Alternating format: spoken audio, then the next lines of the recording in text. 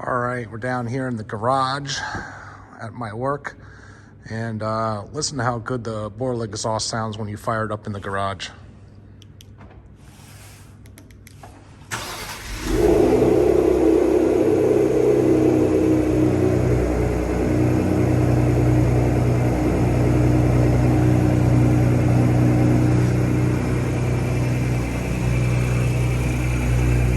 All right, I had some questions on the Borla sticker.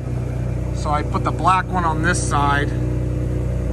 Looks really good. You can hardly see it.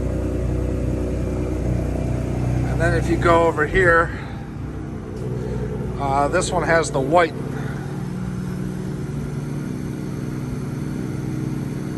So that looks pretty sick.